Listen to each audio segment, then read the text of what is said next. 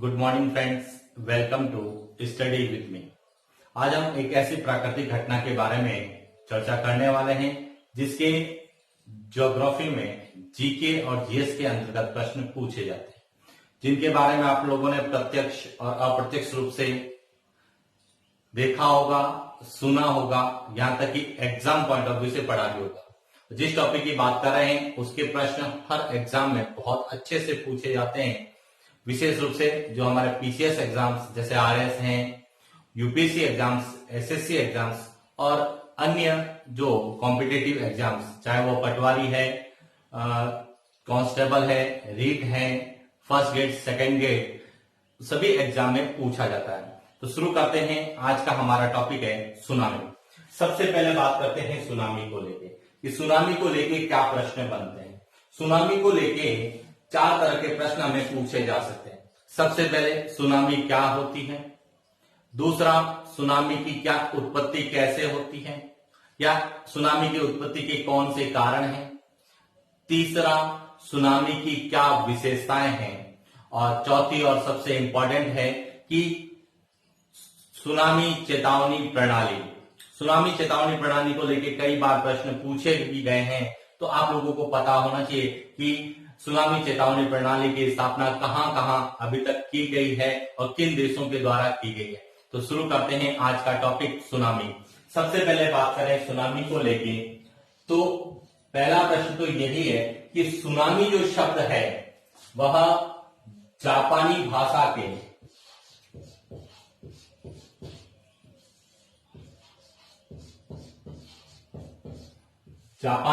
के दो शब्दों से मिलकर बना है।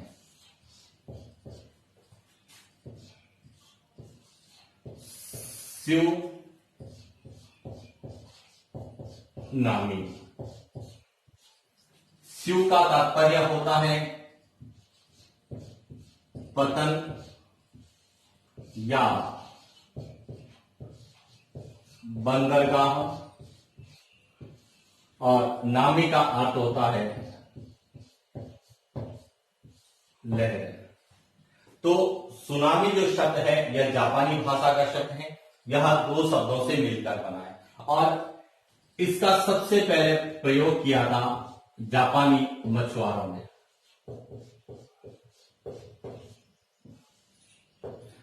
तो आपसे पूछा जा सकता है सुनामी शब्द का प्रयोग सर्वप्रथम किसने किया था, तो जापानी मछुआरों के द्वारा जो है तट की और बंदरगाह की और जो लहरें आती थी उनके लिए सुनामी शब्द का प्रयोग किया।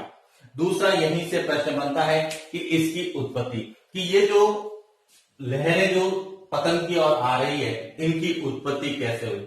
तो सामान्यतः स्टूडेंट यह सोचता है कि यह ज्वारीय लहरें होंगी, लेकिन नहीं, क्योंकि ज्वारीय लहरों की उत्पत्ति के लिए सूर्य और चंद्रमा की गुरुत्वाकर्षण शक्ति कार्य करती है, और ज्वारीय लहरों को अवधि के आधार पर यदि हम बांटें तो दिन में 2 बार भी आती है, दिन में 1 बार भी आती है। यानी कि सामान्यतः किसी स्थान पर ज्वारीय लहरें यानी ज्वार भाटे की 2 बार अनुभूति की जाती है दिन में, जबकि सुनामी कभी कभार आती है। तो सुनामी की उत्पत्ति का क्या कारण है, तो सुनामी की जो उत्पत्ति होती है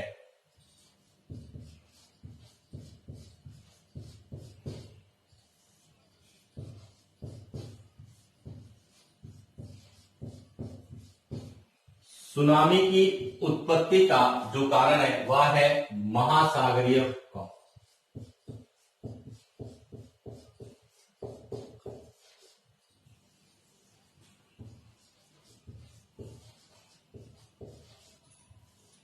कि महासागरीय भूकंप के कारण जो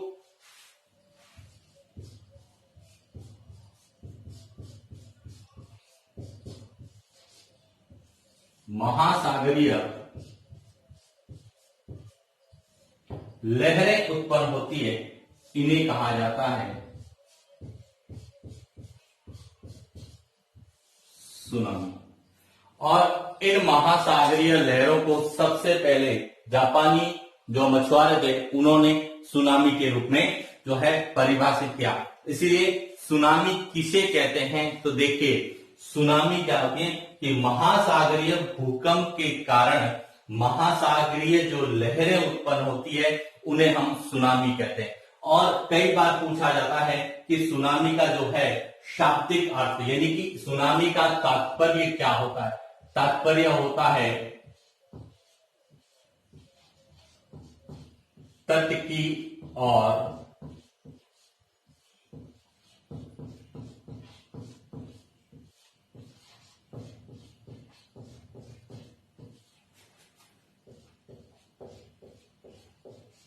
आने वाली लहरें। कि सुनामी का शाब्दिक अर्थ होता है तट की और आने वाली लहरें। और सुनामी दो जापानी भाषा के दो शब्दों से मिलकर बना है, श्यू और नामी। श्यू का तात्पर्य होता है बंदरगाह और नामी का तात्पर्य होता है लहरें। और इसका सबसे पहले प्रयोग किया था जापानी मछुआरों ने। तो आपसे पूछा जा सकता है कि सुनामी क्या होती है, तो तट की ओर आने वाली महासागरीय या सागरीय लहरें होती है। और इसकी उत्पत्ति किस कारण होती है, तो इसकी उत्पत्ति महासागरीय भूकंप के कारण आती है। और महासागरीय भूकंप के कारण जो सागर या महासागरों में जो महासागरीय लहरें उत्पन्न होती है उन्हें क्या कहा जाता है, सुनामी कहा जाता है। क्लियर। अब हम बात करेंगे सुनामी की क्या विशेषता होती है और विशेषताओं को लेकर कैसे प्रश्न पूछे जाते हैं। तो देखिए, विशेषताओं की हम बात करें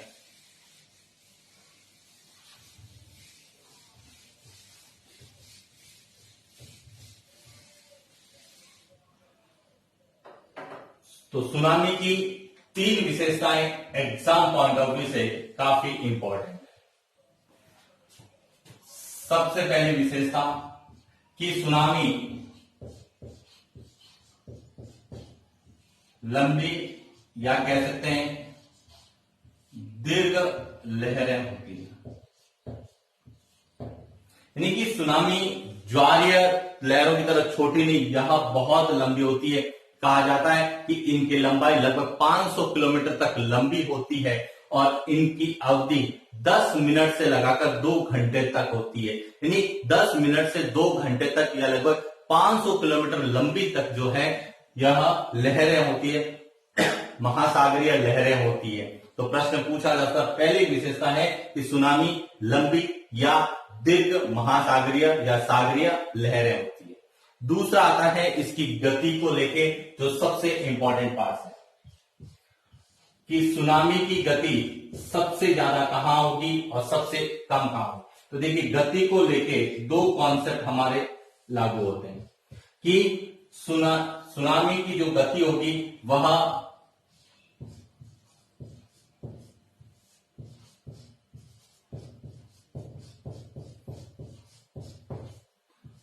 गहरे महासागरों में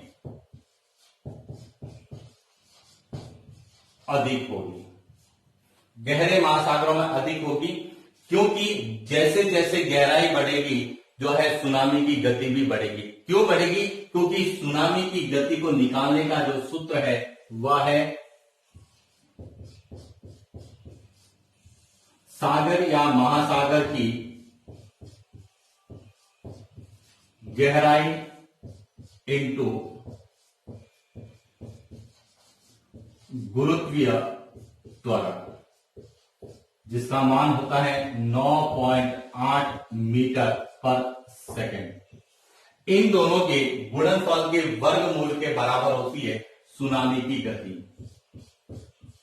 इसलिए गहराई के साथ साथ जो है सुनामी की गति भी क्या होती है, बढ़ती है। इसी कारण सुनामी गहरे महासागरों में सबसे ज्यादा आती है।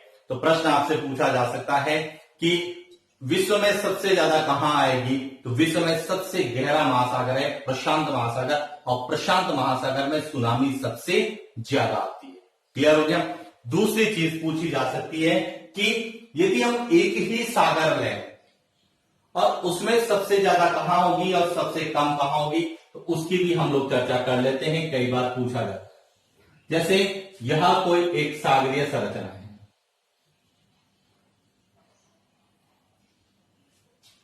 महासागर या सागर के भीतर की संरचना है, और यह पूरी जल राशि है। यह जो भाग है यह कहलाता है गर्त, जो कि सागर का सबसे गहरा है, और यह जो भाग है यह कहलाता है तट, सागर का तट। अब देखिए कॉन्सेप्ट क्या है कि जैसे गर्त से हम तट की ओर आएंगे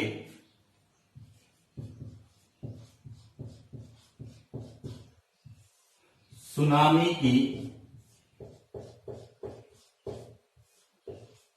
गति में कमी होगी। कि गर्त से हम जब तट की ओर आएंगे, क्योंकि गर्त में सागर की गहराई सबसे ज्यादा होती है और तट पर जो है सागर की गहराई सबसे कम होती है, तो प्रश्न बन सकता है कि सुनामी की सबसे ज्यादा गति कहां होगी, गर्त पे, और सबसे कम कहां होगी, तटों पर। तो ये भी पूछा जा सकता है कि गर्त से तट पर आएंगे तो सुनामी की गति में क्या परिवर्तन होगा। तो गर्त से यदि हम तट की ओर आएंगे तो सुनामी की गति में क्या होगी, कमी। उल्टा पूछ सकता है कि यदि हम तट से समुद्र में जाएंगे तो सुनामी की गति क्या होगी, तो सुनामी की गति क्या होगी, बढ़ेगी। क्लियर हो गया।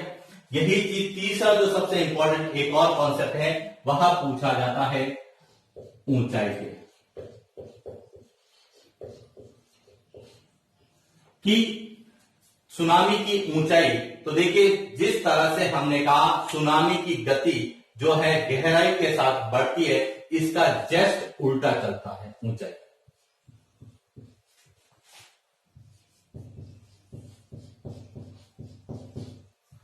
सुनामी की ऊंचाई कि यदि हम सागरीय तट से गर्त की ओर जाएंगे तो सुनामी की ऊंचाई में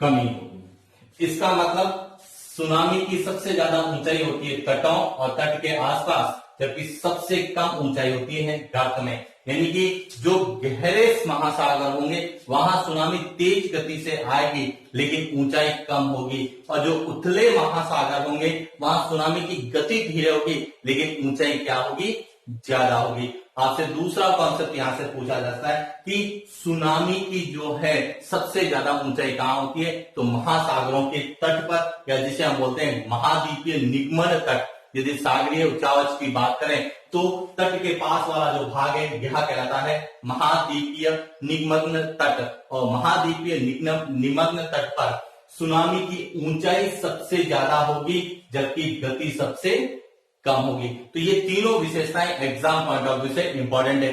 ऊंचाई के संदर्भ में पूछा जा सकता है, गति के संदर्भ में पूछा जा सकता है, और तीसरा वो आपसे लंबाई के संदर्भ में पूछा जा सकता है, और कई बार सभी को मिला के पूछेगा कि सुनामी के संबंध में कौन सा कथन सही है या नहीं है।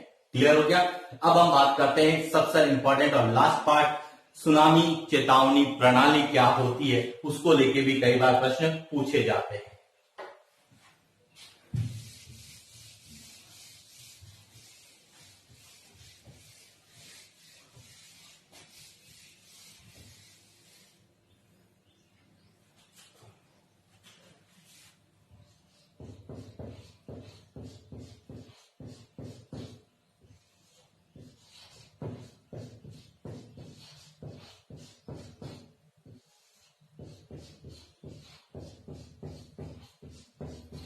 सुनामी चेतावनी प्रणाली। सबसे पहले तो सुनामी चेतावनी प्रणाली क्या है, तो सुनामी चेतावनी प्रणाली है कि सुनामी आने की संभावनाओं से पहले या आने से पहले ही हमें यह चेतावनी दे देती है कि इस क्षेत्र में या इस स्थान पर सुनामी आने वाली है। तो पहला प्रश्न आता है कि सुनामी चेतावनी प्रणाली सबसे पहले कहां स्थापित की गई, किसके द्वारा स्थापित की गई। तो देखिए सबसे पहले सुनामी चेतावनी प्रणाली, जिसको हम बोलते हैं TWS, सुनामी वार्निंग सिस्टम, की स्थापना 1965 में अमेरिका की एक जो है संस्था है जिसका नाम है नेशनल ओशनिक एंड एटमॉस्फेरिक जो एडमिनिस्ट्रेशन, इसका नाम है, अमेरिका की एक संस्था है NOAA,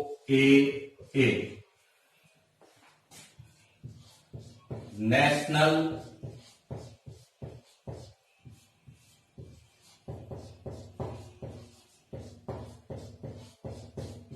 ओसेनिक एंड एटमॉस्फेरिक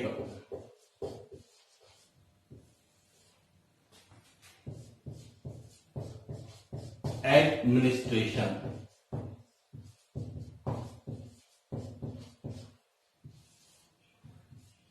के द्वारा प्रशांत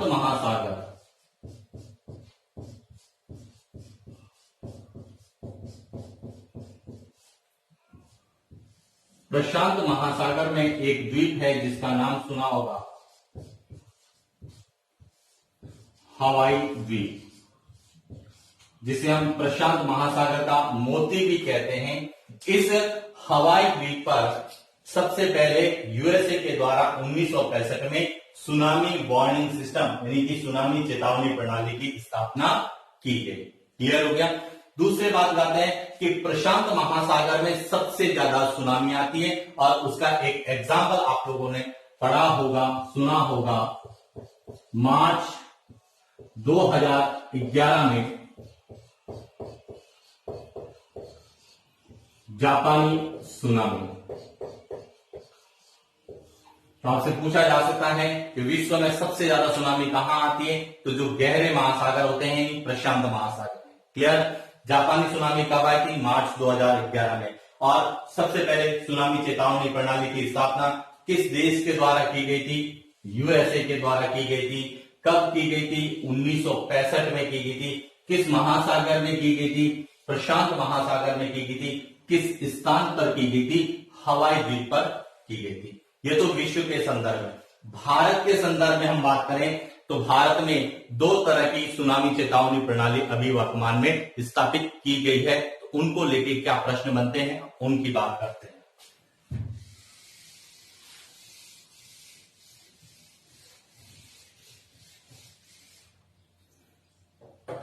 तो देखिए, भारत के संदर्भ में बात करें तो 2 तरह की हम लोगों ने अभी सुनामी चेतावनी प्रणाली की स्थापना की है। सबसे पहले तो आपको यह ज्ञात होना चाहिए कि हिंद महासागर में सुनामी चेतावनी प्रणाली स्थापित करने वाला भारत एकमात्र देश है। अभी तक हिंद महासागर के जो तटीय देश हैं या द्वीपीय देश हैं, उसमें से भारत एकमात्र ऐसा देश है जिसने सुनामी चेतावनी प्रणाली स्थापित की गई। 2 स्थापित की है। एक का नाम है DOART, जिसको शॉर्ट में बोलते हैं डॉट। इसका पूरा नाम है डीप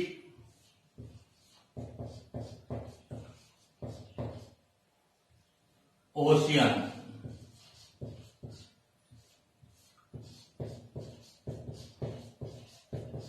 असेसमेंट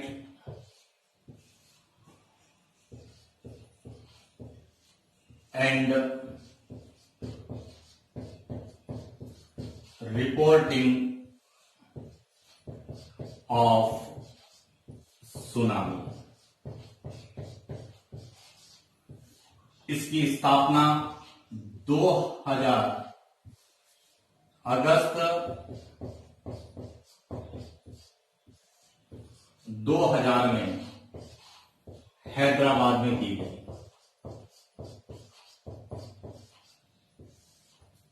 क्लियर हो गया। पहली है डॉट, जिसका पूरा नाम है deep oceanic assessment and reporting of tsunami, जिसकी स्थापना अगस्त 2000 में हैदराबाद में की गई। दूसरी है जिसका नाम है ITEWC।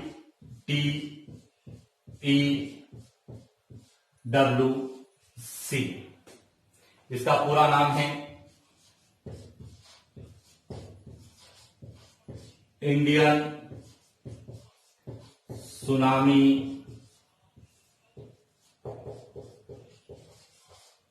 Early warning centre, ITEWC। इसकी स्थापना वर्ष 2007 में हैदराबाद में की गई और यह विश्व की सबसे आधुनिकतम सुनामी चेतावनी प्रणाली है। आपसे पूछा जा सकता है कि विश्व की सबसे आधुनिकतम सुनामी चेतावनी प्रणाली कौन सी है, तो यह विश्व की आधुनिकतम सुनामी चेतावनी प्रणाली। दूसरी हमने कहते हैं कि इसकी स्थापना हैदराबाद में की गई है, तो हैदराबाद में कहां की गई है, तो इसकी स्थापना हैदराबाद में एक सेंटर है जिसका नाम सुना होगा,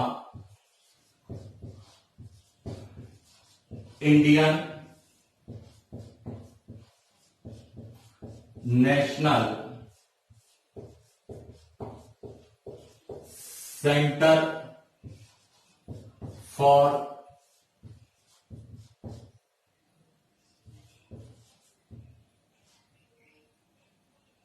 ओसेनिक इंफॉर्मेशन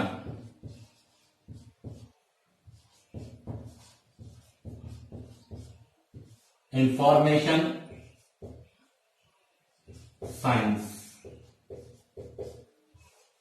एक संस्था है Indian national centre for oceanic information science, जिसका मुख्यालय हैदराबाद में है और इस संस्था में जो है इसकी स्थापना की गई है। अब पूछा किसके द्वारा की गई है, तो Indian national centre for oceanic information services, जिसे बोलते हैं भारतीय राष्ट्रीय महासागरीय सूचना सेवा, जो कि पृथ्वी विकास मंत्रालय के अंतर्गत एक संस्था काम करती है। उस संस्था के द्वारा हैदराबाद के Indian national centre of oceanic information science में इसकी स्थापना की गई है। तो प्रश्न बनता है कि सुनामी चेतावनी प्रणाली के लिए जो है कौन सा मंत्रालय काम करता है। यदि आपसे मंत्रालय पूछा जाए तो मंत्रालय का नाम है पृथ्वी विज्ञान मंत्रालय।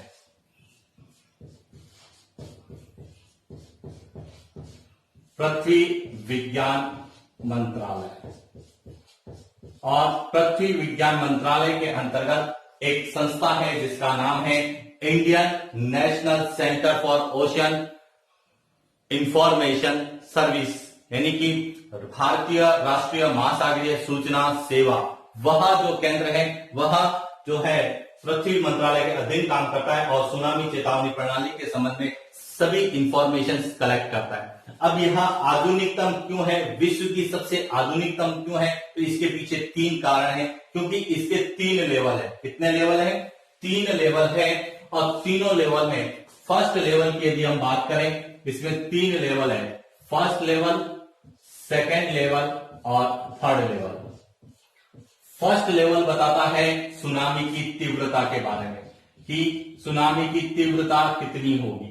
सेकेंड लेवल बताएगा सुनामी की ऊंचाई के बारे में कि सुनामी कितनी ऊंचाई तक आ सकती है।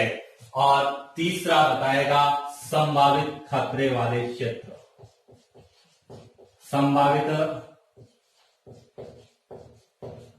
खतरे वाले क्षेत्र कि जो सुनामी आने वाली है उससे कहां कहां खतरा हो सकता है। तो इसीलिए यह विश्व की सबसे आधुनिकतम सुनामी चेतावनी प्रणाली है। तो यहां से प्रश्न बन सकता है कि विश्व की सबसे आधुनिकतम सुनामी चेतावनी प्रणाली कहां स्थापित की। यह इसलिए एग्जाम पर इंपॉर्टेंट है क्योंकि अभी हाल ही में जो है महाराष्ट्र के मुंबई में, यानी महाराष्ट्र में पृथ्वी विज्ञान मंत्रालय द्वारा बाढ़ की चेतावनी के लिए आई फ्लोज मुंबई के नाम से एक चेतावनी प्रणाली की स्थापना भी की गई है, आई फ्लोज मुंबई, जो कि एक बाढ़ जो है चेतावनी प्रणाली है जिसकी स्थापना पृथ्वी विज्ञान मंत्रालय के द्वारा ही अभी हाल ही में मुंबई में की गई है। तो कहीं न कहीं उस करंट को सुनामी से जोड़ के पूछा जा सकता है। तो आज के लिए इतना ही, थैंक यू।